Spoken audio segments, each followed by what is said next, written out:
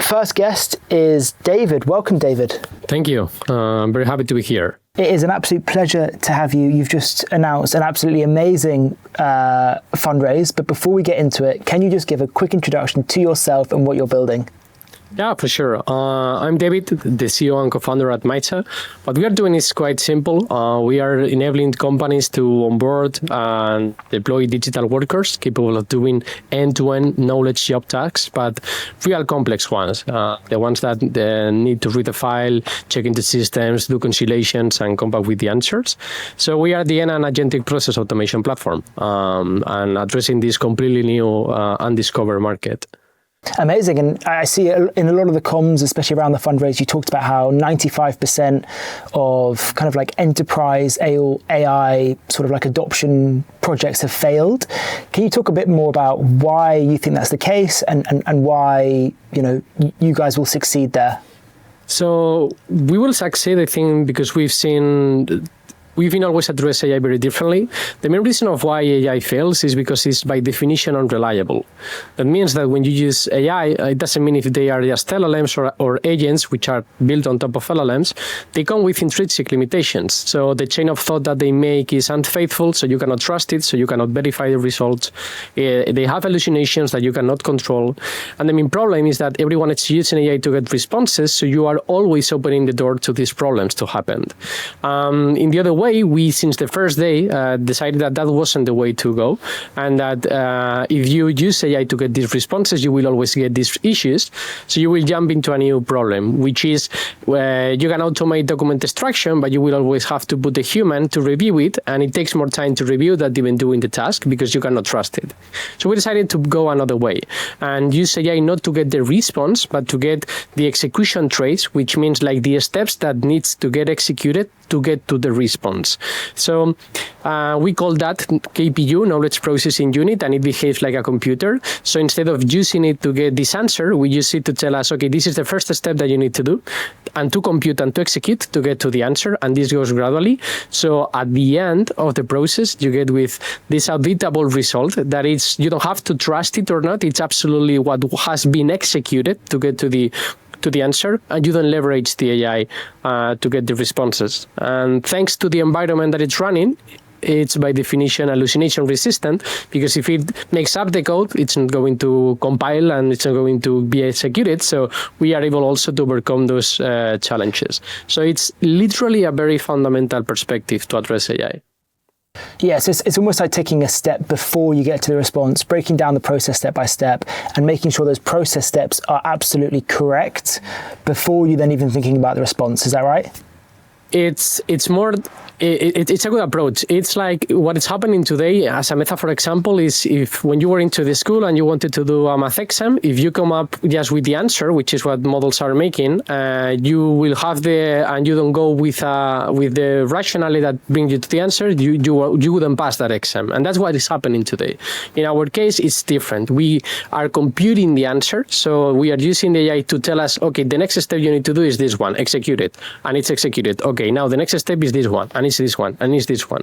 And by doing that, we don't use the AI to get the response, but to guide us how to compute the response in a way. And by doing that, we have full control of what is happening. We can audit the results, and we can also deliver that to the user so they can comprehend and trust what it's been happening under the hood. And can you give some use cases of maybe the industries that you're targeting or the types of process that you're helping companies or planning on helping companies kind of automate? Yeah, obviously. So who will be benefited to having auditable results? First of all, the regulated industries. So that's why we have addressed that market first. And we work with some of the largest banks worldwide. So we work in banking, we work in insurance, we work in energy and manufacturing, mostly those industries today. And the use cases that we are doing are mostly, for example, trade finance in banking, where we are doing also full tax reconciliation by the end of the month or by the end of the quarter and of the year. We are doing use cases that sound simple, like power of attorney extraction, which is extracting information from a power of attorney document, but that is not simple, because if you use AI for that, you cannot trust the results, and then the same time gets. But because we are able to verify the results, it's also getting into production, which is what we are seeing. That's, for example, on the banking side. Then for the infrastructure side, we have review of contracts, renewals, and management of infrastructure stocks, supply chain monitoring and management. So those are some of the use cases that we are already addressing with clients today and working in production. And how easy is it for you to kind of deploy your AI, your tech across different industries? Are you having to focus on those core industries that you mentioned, or is there an opportunity to roll it out to lots of different industries? There's an option to roll out to different industries, but we purposely are focusing on those because we have already identified very big return of investment use cases, and we are just scaling those. But our approach to the market in that end is that if you wanted to do automations in the past, it doesn't matter if it's with past RPA or with new tools that are today in the market, you had to be technical. You had to define these workflows with boxes and code the things in the steps, and maybe now you put AI agents in the middle, like also. And the problem is that the people that do these tasks that I just have told you are non-technical. They are people that really don't know how to do those things.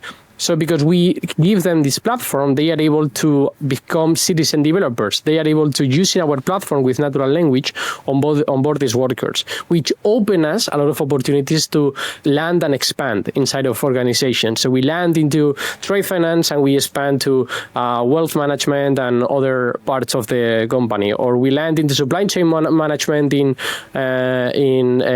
supply chain, and then we expand to the HR team and to the finance team, and we expand through the companies.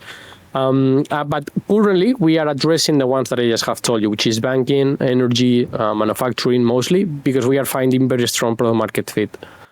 Amazing. So just two questions on that. Who are you selling to in these organizations? Like, who have you got to convince to kind of get you guys on board? And then secondly, who are you actually, who's using the product? I mean, it sounds like anybody within those departments. Is it like an operational team? Could it be somebody in customer success? Could it be in, I don't know, anybody using the processes? So there's two questions. Who have you got to convince? And then who's using it? At the end, for those corporations, you don't just have to convince one person, because they are large corporations. So you have to convince a lot of people inside.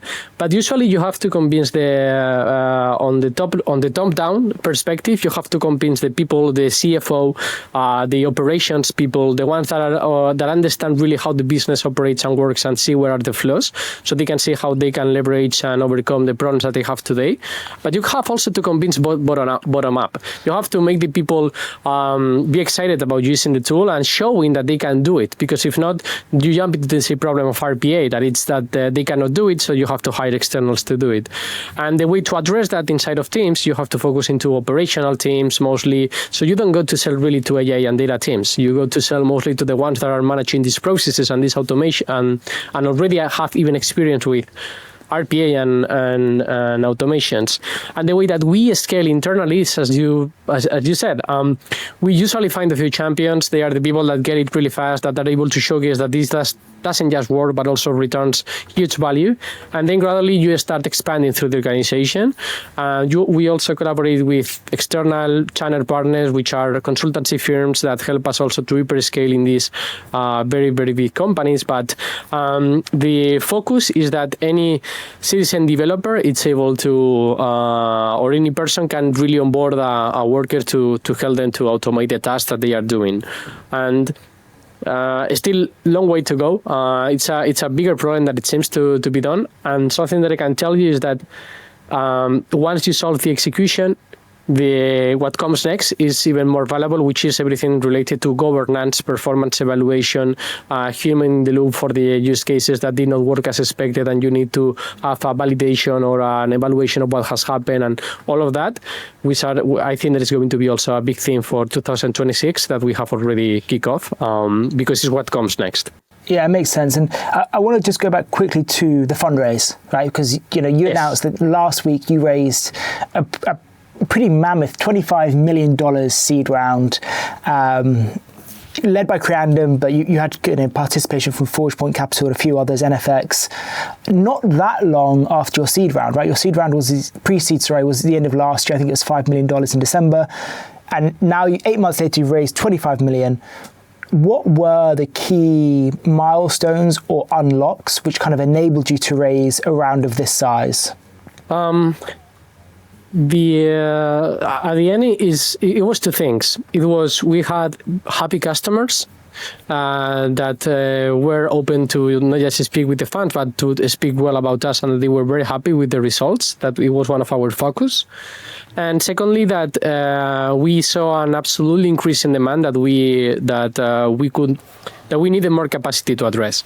We saw that we were getting more inbounds just because of the word of mouth between the industry, and that we needed a way to hyperscale this because we found that that it was really working. And there was also in the sales process, I could tell you, or in the process of onboarding new clients, we found new playbooks that are not done that worked, because we leverage our unique advantage of being extremely fast to adopt, extremely fast to develop. So we are very aggressive with that. We are like other ones are telling you 3 months. We are on Monday, on Wednesday you have the use case solved, and things like that. Like we are very aggressive, and we this what enables us also is to create this, we can make it, and to create this momentum. And I think that this has helped a lot also to raise this, and because we think that we know things that the market doesn't know yet on a few sites, and we want to double down on those and keep speeding up. Amazing. I mean, that sounds both you're moving at insane speed, but also that's an amazing kind of problem to have, right? Being stretched for capacity, word of mouth, referrals. You said you've got a lot of momentum. You're being pulled a lot. Are you being pulled in a certain direction or to a certain geography? I know that you're headquartered both in Spain and in the US. Are you being pulled more to the US? Is that where you're seeing most of your demand come from? We are seeing it more today in Europe, also because we push for it. On the US, we do have some operations, but there is a big difference. In the US, you have a market that has a lot of noise. Everyone is telling the same things. Everyone is trying to fight for things like this, and it's very challenging to navigate that market because of the full noise that is. While if you are in Europe, you have serious customers that really understand the businesses and that want to do it. And we decided that it was a better option to learn here while deploying value to our clients while we prepare for hyperscaling to the US. So right now we are more focused into Europe, Spain, in this case also, because obviously here we are locals and it's way better for us to compete, obviously, then also in Europe. And we are right now, while we are speaking, we are now bringing more people into the US to start seeding the expansion that we want to do there. But the difference is that instead of going there to do discovery, we will go there with a mature product, solid understanding, working playbook that will help us also to hyperscale. And this is also why we raised this round, to expand on Europe and start opening the market of US. Amazing. So you're just getting into the US market, but it's great to hear that you've had that success in Europe already. I mean, a lot of the founders that I speak to, especially in AI, they say that one of the problems across Europe is procurement, and procurement is both risk averse and very time consuming, especially when you're dealing with enterprises, that they have a very long sales cycle and they're quite apprehensive to take on risk and sign new techie young startups. It sounds like that hasn't been your experience. Is that right? Yeah, no, not really. It hasn't been our experience in that sense. No, that's amazing to hear. And I want to talk a bit more about those plans. I think I read somewhere that you're looking to double your headcount and use that money to hire. What kind of people are you going to be hiring? Are you looking for more like technical talent? Is it GTM? Is it based in Spain, spread across Europe, US? Can you touch a bit about those expansion plans? Oh, absolutely. So yeah, we want to, as I told you, we want to increase capacity. And to increase capacity, we need more On the product side, we need more muscle inside of engineering side, and also what it's called product development. So we need more people working in that end. On the AI side, so we are talking about research and applied AI. We're a deep tech, not really common also in Spain, in Spain and also in Europe, but we need more people there because we want to leverage the advantage that we have. So that's on the engineering and technical side. On the product, we are finding out that UX is it's I think one of the missing pieces of the market overall of everyone. I think that we have still a lot of work to do there. So we are including more resources in trying to understand the UX, which is not just UI, as you probably know. It's way more than that. It's understanding the full journey, the communication, the language. And obviously, if you want to grow its capacity, so it's growing on the go-to-market side. We are talking about AI automation engineers, forward deployment engineers, SDRs, people that will help us to grow also on the marketing side. And the good thing, also for everyone that is listening, it's that we are not focused just in Spain. We indeed have a lot of people working already from the US, but also from Europe. So we do hire remotely. We think that right now the talent, it's remote, and we welcome remote talent and people that want to join us around the globe. Amazing. That's great to hear. Can I also just ask what, you mentioned that you're building deep tech. This is not like a lot of the AI startups that we read. This is more, it goes deeper than that. It's more closer to like infrastructure. What's it like building a deep tech at the moment? Are you seeing the same type of hype that there are for other AI companies? And specifically, what's it like in Spain? No, in Spain there are very, very, very, very few companies doing this. In Europe also. What is like is that when we were raising the first round, it was very hard to do it in Europe because it was hard for us even to explain the deep tech, and it was hard to find. I'm talking you on the first stages. You innovate, and it's very hard to explain why this is powerful or not. Now it's easy to see it because of the value that we can bring. It's challenging because also we have very contrarian perspectives of a lot of things. Just to put you one example, in 2023, by the end, before Maisa was founded, my co-founder and I were already saying that RAG, retrieval augmented generation on AI, wasn't going to work. And while billions were bet on that direction, I told you billions, and we were saying that's not going to work. So it was. I think when you are working really, really deep and trying to innovate in it's more challenging because then you need to translate that into value for the customers. So it's challenging, but also if you land a good innovation, obviously creates an absolutely, it opens a window of opportunity that you can take advantage on. So that's why I really like to be on the core as a research company, and that's why my co-founder, it's a scientist, and we are a research company. Amazing. Yeah, you're really building your own tech, and it's great to hear that you have conviction and uncommon or unpopular beliefs. I think it's easy to sort of jump on the bandwagon and try and build something that everybody thinks everybody else wants. But final question, what is the top priority for you over the next 6 months? Is it GTM? Is it servicing the demand that you already have? Is it hiring? What is going to fill your time for the next 6 months? It's keeping improving the product. I think that we are not even halfway there. We still have to do a lot of things. It's improving the product and learning on the UX. It's, as you said, delivering to our clients today, to keep delivering to our clients, making them happy and learning from them, which is what we are doing. And obviously scaling our client base. So we have a lot of people waiting to use us, a lot of conversations open. So it's been able also to increase our the amount of clients that we have. So that's mostly product, making our clients happy and happier, so they keep speaking well about us and opening to more clients. And scaling our operations. And then the go-to-market side, like things like this one, like having people to know about what we are doing and that there is in Europe one new player, which is not that new, but that it's coming very strong and that there is a new wave coming. Another big name in European AI tech. And I'm all here for it. David, thank you so much for joining. Best of luck with what you're building. I'm going to be keeping an eye out. And if there's anything that you want to announce, anything you want to share and you want to come back on, just let me know. But otherwise, yeah, I'll be rooting for you. Thank you. Much appreciated. Thank you for your time. My pleasure. Thank you too. Bye-bye.